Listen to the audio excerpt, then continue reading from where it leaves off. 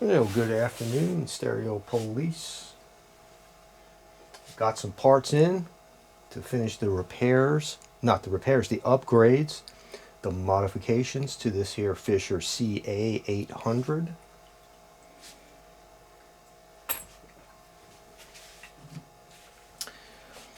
Got some Rubicon capacitors, 6800 microfarad, with an increase of voltage tolerance to 100 volts. Not that that matters, but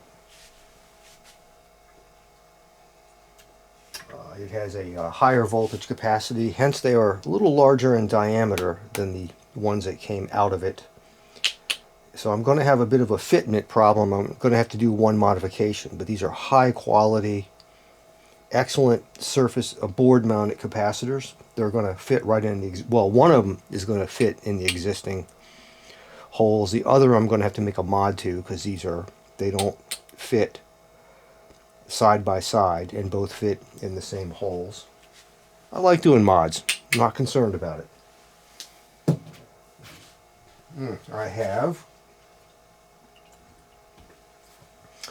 a plug for it, a high quality gold plated plug that I want to use at the end of the power cord. And I'm going to actually, this is a screw on type, but I'm going to solder it too and put a little epoxy in there. Very high quality. Well, not very, but relatively speaking. And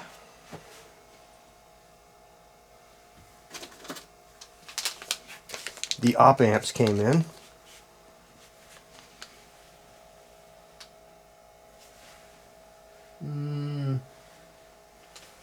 I don't see my static electricity wristband. There it is.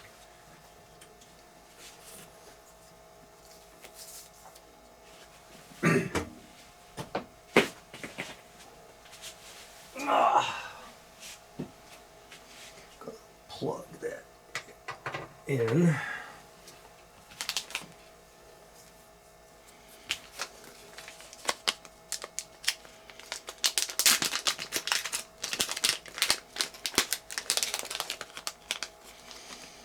These are new old stock.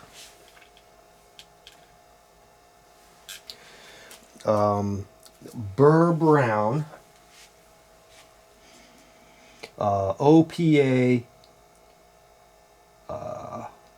2134s. Made for audio. Super high quality audio op amps. Impressive specs.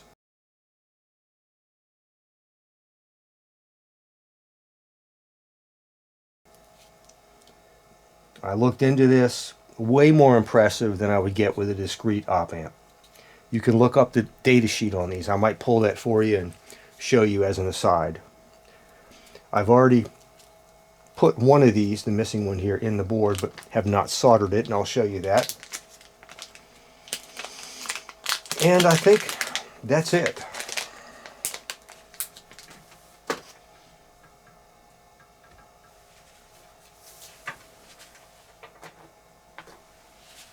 Alright, so what to do first? I think first I'd like to do things kind of in a reverse order.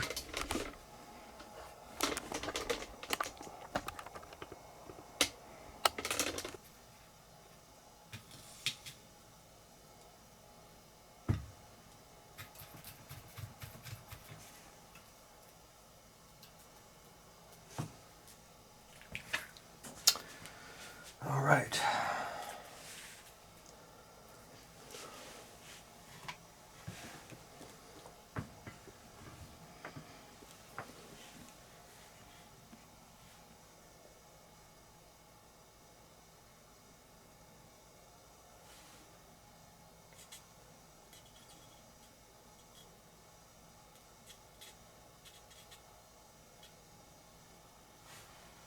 One,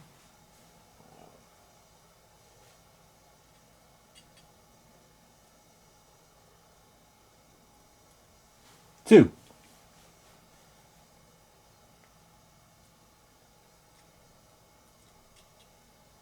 Three.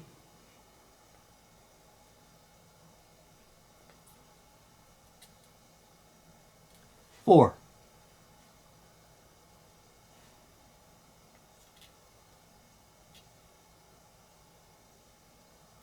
5. Let me take a break. Give that op amp a chance to rest.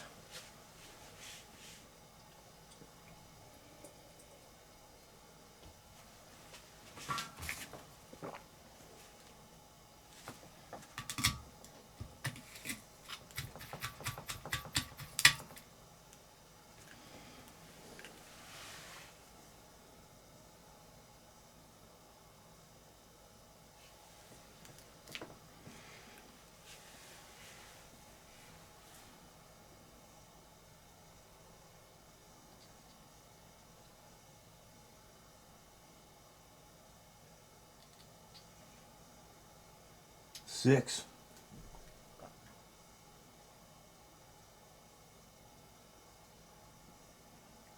7.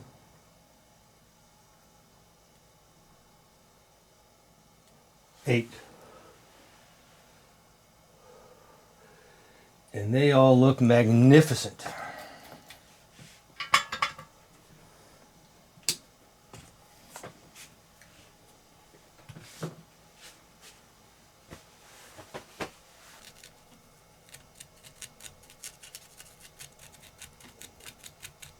Now I know.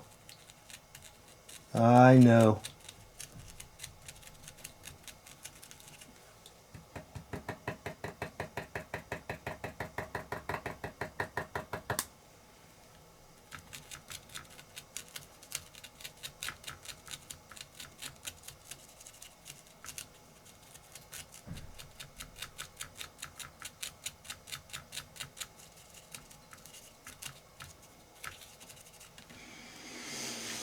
Now I know.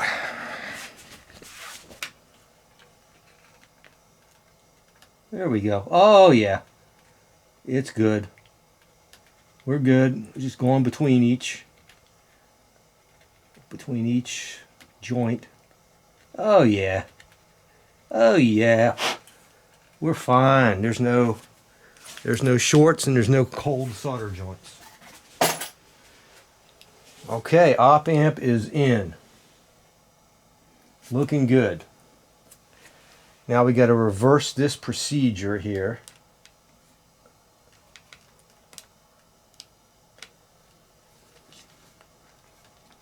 Where this thing is supposed to go through. Able to manipulate that shield without. Now it's going to need a little resoldering down here. Let's see. What the hell happened? How did this camera end up zooming in by itself? Now we need a little resoldering down there.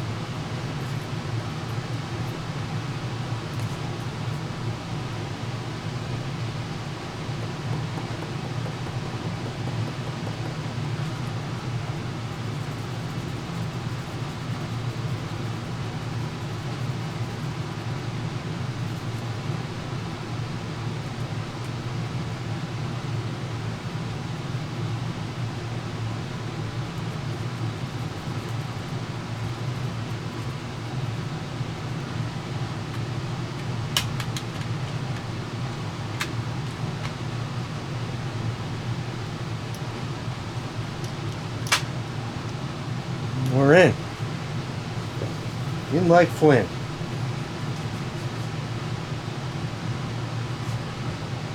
I think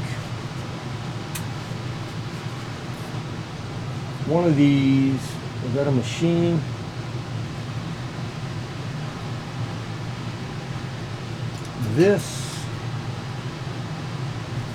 One of these had a machine screw and one didn't.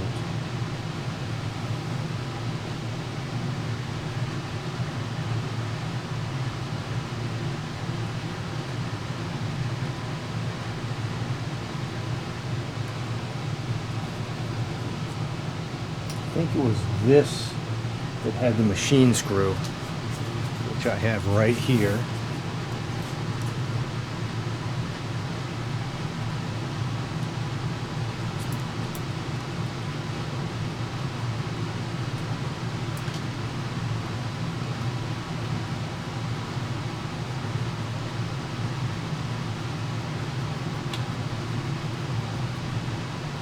Yep.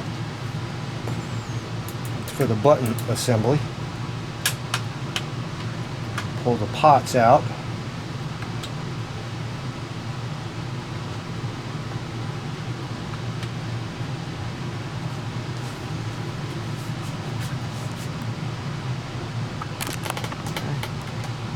Should have. So I just put a machine screw right there for the push button assembly.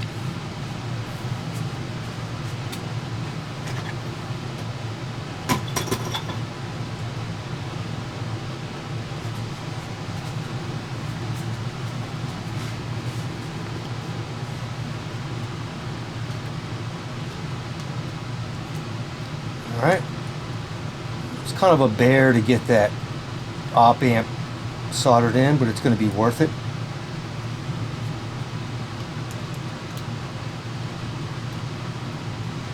Had to pull that whole preamp board out.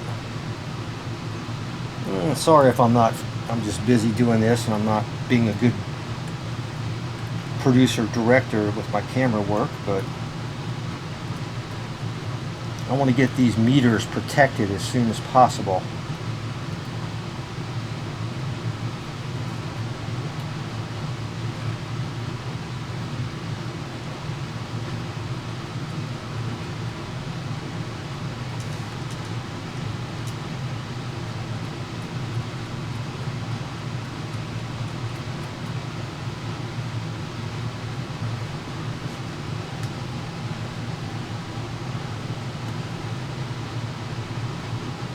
Remember what that got? Oh, that was screwed on to the faceplate. Got it.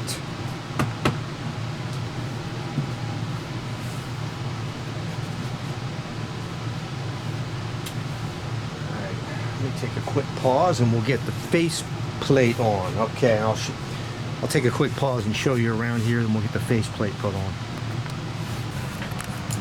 Okay, so there's the Burr Brown. Look at that beauty. There's the new Burr Brown op amp. And let me tell you, that op amp is fantastic. I'll show you a little bit about it. And Texas Instruments took over Burr Brown, or bought them out or something. And TI makes this chip right now. But you won't see the BB on them. You'll see a TI chip. These are new old stock Burr Browns.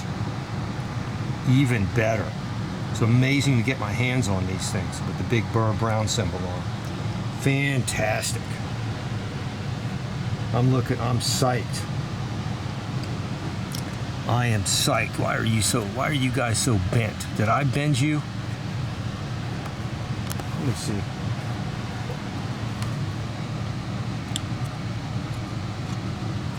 I didn't mean to bend you, little critters.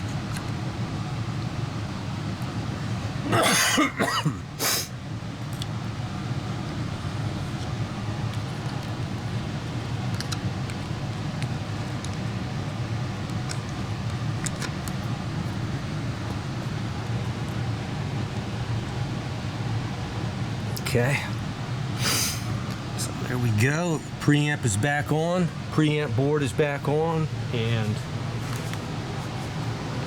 you can see on this side I had to resolder the ground strap right there, but I managed to preserve the EMI shield on there without breaking it. You can see the holes for the capacitors. They're not going to fit because the new capacitors, the diameters are going to be too big to fit next to each other. I have a workaround for that, but I want to get that faceplate back on, so I got to tighten the pots first. And let's get that faceplate back on before something touches these very delicate de-arsonable movements.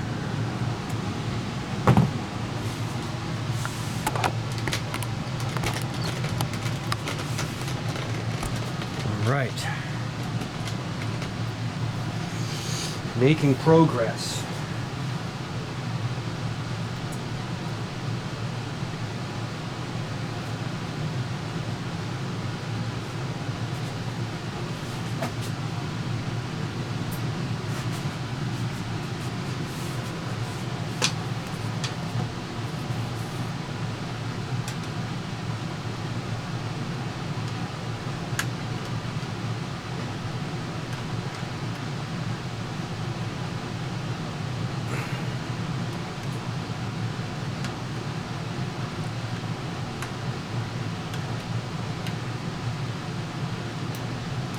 Nice and tight.